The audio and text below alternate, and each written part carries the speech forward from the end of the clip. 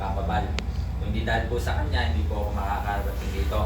Yun, pasalamatan po natin siya. And then, ang good news po nito, may dala-dala po kaming produkto na makakatulong po sa kalusugan natin at saka sa kalusugan ng ating bulsa. Okay po ba yun?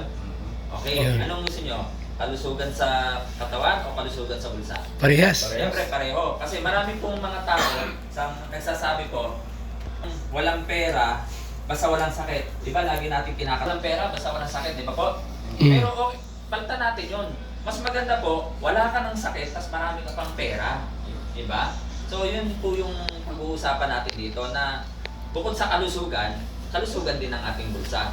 So ngayon, ang pangalan po ng ating company is Prospera X Global. Ang maganda po Prospera? nito, bagong-bago lang po siya. Prospera X So nag-start Global. po kami noong November. So 4 months old pa lang po si company. So ngayon, ini-introduce po namin yung flagship po ng ating company na product is yung ating pong sodium ascorbate. Ang pangalan po niya is True Alkaline C. Okay. Ngayon, ang maganda po dito sa product natin is non-acidic vitamin C. Okay. Maganda po dito, pwede po siya sa bata, pwede po siya sa acidic. So kasi bakit? Dalawang klase po ang vitamin C. Isang acidic at isang non-acidic. So mamaya po, ide-demo po natin kung ano yung pagkakaiba po ng acidic sa non-acidic. Okay. Ngayon po, bago po tayo mag-start, siyempre, bakit kailangan natin ng vitamin C? Okay, any volunteer po? Bakit po kailangan natin ng vitamin C? Pampalakas. Pampalakas. Ano pa? Pampalusog. Pampalusog. So, lahat po maganda para sa vitamin C. Kasi bakit? Unang-una, ang vitamin C po, yan po ang pangunahing kailangan ng ating katawan para sa ating kalusugan. Ma-boost yung ating immune system. Naalala niyo nung pandemic? Diba? Wala namang ibang gamot sa pandemic eh. Ang sinasabi lang ng doktor, mag-take ka ng vitamin C. Tignan niyo po, nung pandemic, parang ano po, di ba yung parang gasolina ngayon, nagkakaubusan. Dati nung pandemic, yung vitamin C, talagang nagkakaubusan at saka talagang tumaas din ang presyo. Di ba po? Ngayon, ang maganda rito sa vitamin C natin, mura lang po siya. Okay, mamaya po explain ko kung paano siya maging mura. Ngayon, may ide-demo po tayo rito na kung saan makikita po natin kasi ang tao po is to see is to believe. Okay, di ba? Totoo ba yan? Totoo ba yung vitamin C nyo? Okay, ngayon, meron po rito 3 paso. Okay? So, ngayon po, ipapakita po natin yung ating demo about sa vitamin C. Okay. Ano yan? Ito po yung ating True Alkaline Vitamin C.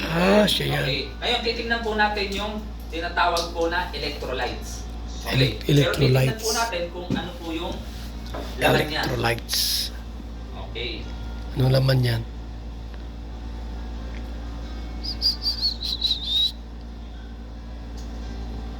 Ayun. So, kung makikita nyo po, ayan. Konting halo lang po. Ayan, na-dissolve na. So, bakit? Kasi crystalline form po siya. Mabilis ano?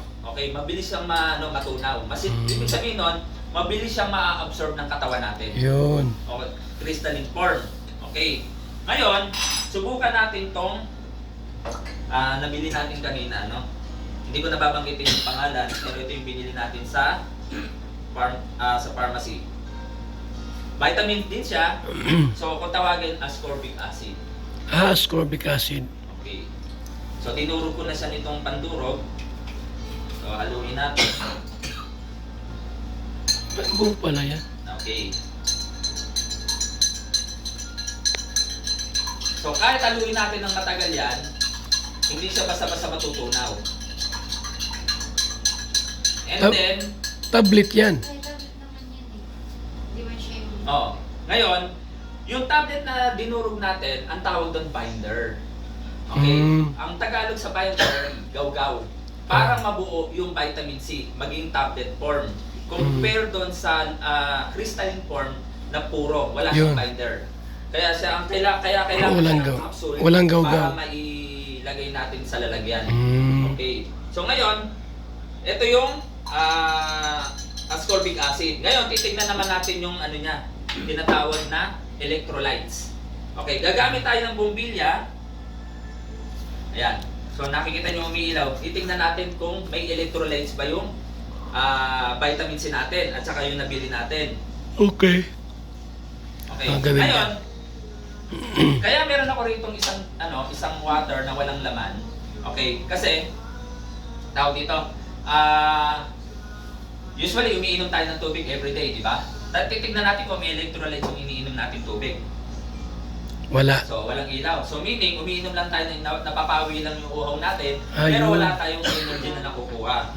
Ngayon, subukan natin dito sa ating, dito muna sa vitamin C na nabili natin sa butika. Wala din. So, may umiilaw. Wala, no? Ay, may ilaw. May umiilaw. Siyempre, vitamin C siya eh. Okay. Diba? Pero subukan natin ngayon dun sa true alkaline natin. Meron kaya? Ayan, lakas. Wow. O, tignan nyo. Ganyang kalakas. Ngayon, wala tayong electric pan. No? Kahit magsaksak tayo ng electric pan, Pwede. kaya niyang paikutin. Kasi bakit? Ayos Sobrang yun. taas ng electrolytes niya. Bumili. Okay, ayan. Ngayon, testing muli natin. Dito sa iniinom lang natin na plain water, Wala. wala. Sa vitamin C na nabili natin, actually, mas mahal pa nga siya. Halos wala. Alas ganyan lang. Unti lang, oh. Okay, ngayon, dito sa vitamin C natin na true alkaline, Lakas, ano? grabe, di ba? Grabe. So, ganyan. Every time na umiinom tayo ng vitamin C na to, pag-inom nyo pa lang, minuto lang, matcha-charge na kagad yung katawan natin kasi kailangan ng electrolytes yung katawan natin, lalong-lalo na yung brain natin kailangan ng electrolytes. So, ngayon, nakita naman natin kung gaano kataas yung electrolytes, kung gaano kataas yung vitamin C ng ating product. Ngayon, may isa pa tayong experiment. Okay. Malakas palang electrolytes yan. Ano naman yan? Nakita naman po, no, na puti, no? Okay. Ay, wala tayong sorry. Betadine. May betadine po kayo dyan. Betadine. Wala. Kanina sana sa butika, di ka nag... Yun nga po, nakalimutan po, sorry. Huwag na lang yun. Ah, Next so, time na lang. Next time na lang. Okay, yung betadine kasi, may papakita natin yung tawag dito, yung kung paano siya mag-cleanse yung ating vitamin C. So ngayon wala tayong betadine, nakalimutan natin, sorry. Pero ito naman yung itetest natin, yung kanyang alkalinity, Yan. yung alkaline. So makikita po natin, di ba, sa chart, pag acidic, kulay, dilaw. Pagka blue, alkaline. Yan. So, tignan natin muna tong vitamin C na nabili natin. So, anong kulay? Yellow. So, yellow. So, meaning, acidic. O nga, ano? Yellow. So, subukan naman natin dito sa sa vitamin C. Iba, kulay blue. So, naging blue. So, meaning, alkaline siya. Alkaline, So, no? napakataas. Ngayon, pag alkaline ng body natin, at ang maganda nito, pag alkaline, malayo tayo sa lahat ng sakit. Kasi bakit? 300 na sakit na nakukuha po sa acidic body. Name it, cancer, diabetes, asthma, lahat yan. 300 na sakit. So maganda nito, kapag umiinom tayo araw-araw ng ating vitamin C, malayo tayo sa sakit kasi magiging alkaline yung body natin, magiging energetic tayo kasi mataas ang electrolytes, and then araw-araw tayong healthy. Ang katawan po kasi natin, tayong mga tao, hindi tayo nagpo-produce ng sarili nating vitamin C. Hindi po. Okay, umaasa lang po tayo sa mga kinakain natin. Ang mahirap po nito, bago pala makakuha ka ng 500 mg na vitamin C sa katawan, kailangan mo po muna, ayun po yung example. Ano yan? Ayun, yung kalamansi. Okay lang. Sige. 100 na kalamansi. Katumbas na po ng isang capsule ng ating vitamin C. 100. So, ganon. So, ngayon, Dami. Pagka naman gusto niyang apple, Iba yun. okay. Ayan. So, ibig sabihin, 100 po na gantong 100 na kalamansi. Ilang kilo, ilan yun? Kalahating kilo?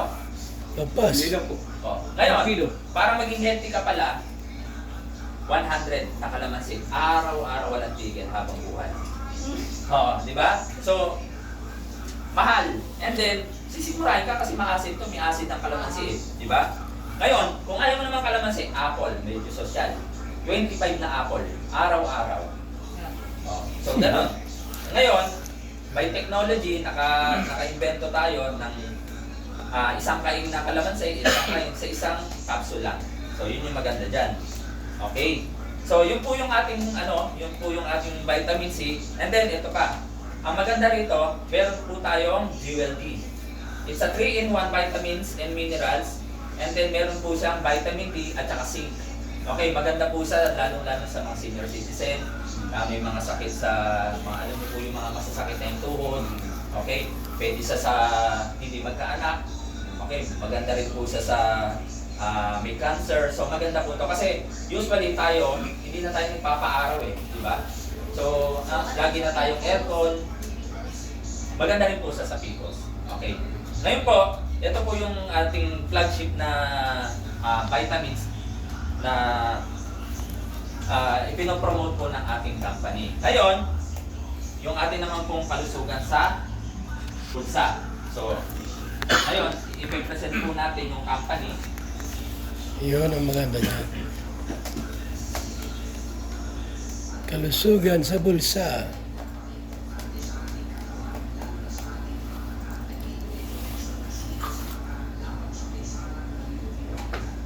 Ito na ba yung pinakamalaki? Wala po siyang buo.